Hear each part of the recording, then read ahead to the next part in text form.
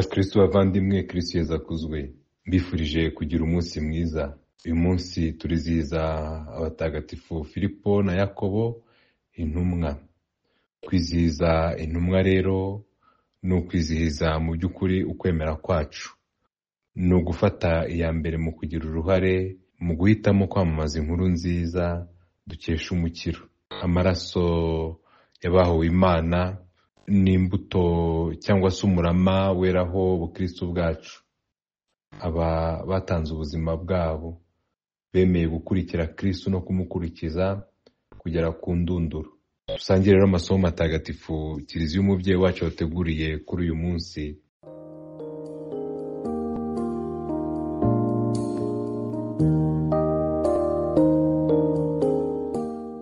Isomo rya mbere.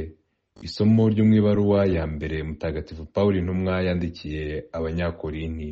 Bavandimwe, ndabibutsa inkuru nziza nabagejejeho, ariyo mwakiriye kandi mukaba muyihambiriyeho, ikaba ari nayo izabakiza niba muyikomeyeho nk'uko nayibigishije. Naho ubundi ukwemera kwanyu kwaba ari impfabusa. Koko rero icya mbere cyo nabagejejeho nicyo nanjye nashyikirijwe, ko Kristo yapfuye azize ibyaha byacu nk'uko byari byaranditswe, ko yahambwe, ko yazutse ku munsi wa gatatu nk'uko byari byaranditswe, ko yabonekeye Kefasi, hanyuma akabonwa na 12, hanyuma yongeye kubonwa n'abavandimwe 500 icyarimwe. Abenshi muri bo baracyariho, abandi barapfuye. Hanyuma yabonekeye Yakobo, nyuma abonekera intumwa zose icyarimwe. Ubw'imperuka nanjye arambonekera, njye umeze nk'uwavutse imburagihe. Iryo ni ijambo ry'Imana.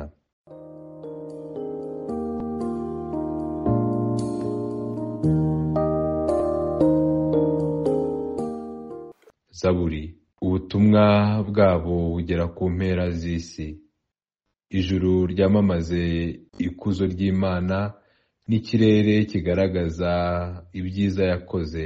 Umunsi ubwira undi munsi inkuru yabyo, ijoro rikabimenyesha irindi joro. Nanone nta nkuru nta n'amagambo, kuko ijwi ryabyo ritumvikana, ariko ku isi hose urusobe rwabyo rurigaragaza, n'imvugo yabyo ikagera ku mpera z'isi. Nyagasani Yezu nabane namwe. Amagambo yo mu Ivanjili ntagatifu uko yanditswe na Yohani. Muri icyo gihe Yezu agiye kuva kuri iyi si ngo asange se, yabwiye abigishwa be ati, ni jye nzira n'ukuri n'ubugingo. Ntawe ugera kuri Data atanyuzeho. Yaba mwari munzi na Data mwamumenya. Cyakora kuva ubu muramuzi kandi mwaramubonye. Filipo niko guhita amubwira ati, Nyagasani, twereke so biraba biduhagije. Yezu aramusubiza ati, Filipo we, n'iminsi yose tumaranye ukaba utanzi? Uwambonye aba yabonye na Data. Ushobora ute kuvuga ngo twereke so? Rwose ntiwemera ko ndi muri Data na Data akaba muri njye? Amagambo mbabwira sinyavuga ku bwanjye, ahubwo Data uhora muri njye niwe ukora imirimo ye. Nimwemere ko ndi muri Data na Data akaba muri njye. Byibuze nimwemezwe n'ibyo nkora. Ndababwira ukuri, unyemera azakora imirimo nkora, ndetse azakora n'ibitambutseho, kuko ngiye kwa Data. Byongeye kandi, icyo muzasaba Data cyose mu izina ryanjye nzagikora, kugira ngo Data aherwe ikuzo muri Mwana. Nimugira icyo musaba mu izina ryanjye nzagikora. Iyo ni Ivanjili ntagatifu.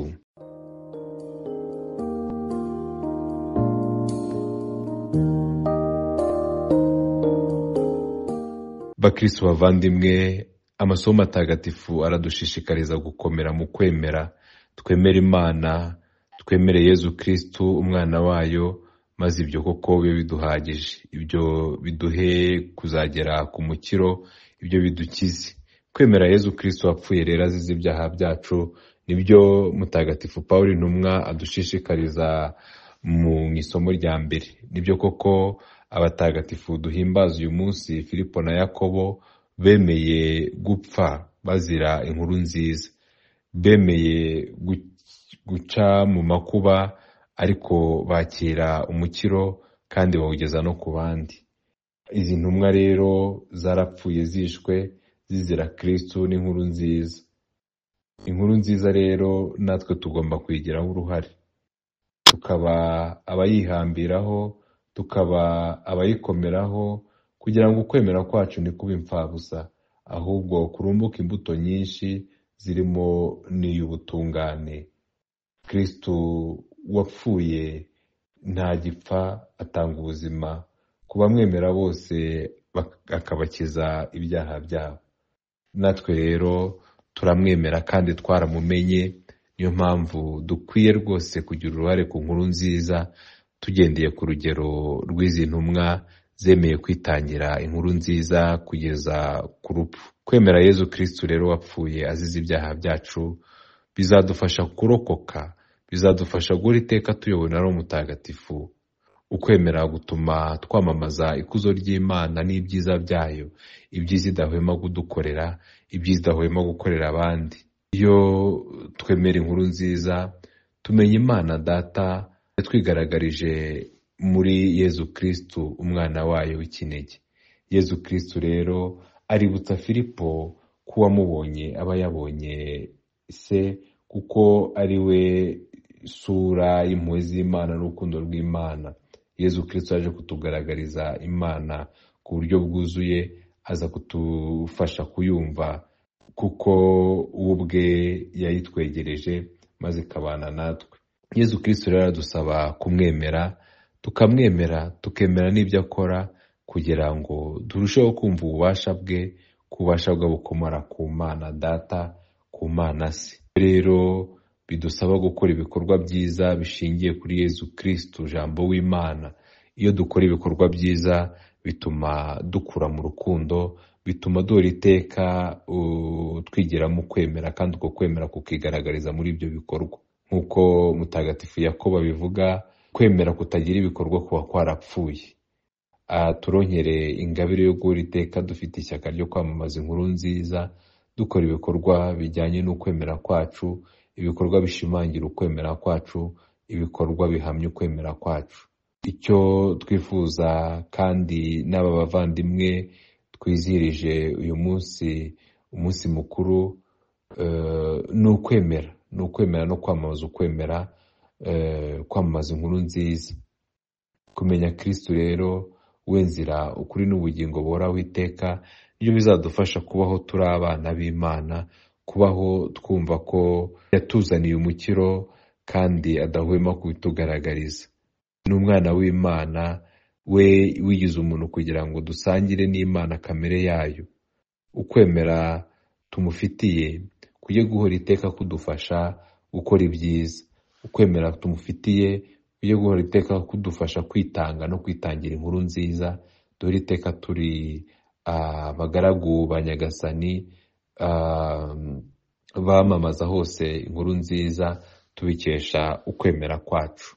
Nyagasani rero adukomereze ukwemera, aduhe kwamamaza inkuru nziza izaduhesha umukiro, igihe cyose tuzaba tuyikomeyeho, igihe cyose tuzaba dufashe iya mbere mu kwamamaza ko Kristo ari muzima, mu guhamya no guhamiriza abantu ko Imana yigaragarije mu izuka rye, ikagaragaza ububasha bwayo buhanitse. Imana rero iturimo rwagati, Imana igendana natwe. Tubone Yezu tumubone mu Imana, tubone Yezu tumubonemo uje kudukiza no kuducungura. Yezu rero we watwitangiye agapfa tukabona ubuzima, ahora iteka aduha ubutwari bwo kwamamaza hose inkuru nziza y'umukiro, tubikesha urukundo yadukunze akatwigurana, urukundo yatugaragarije ku musaraba.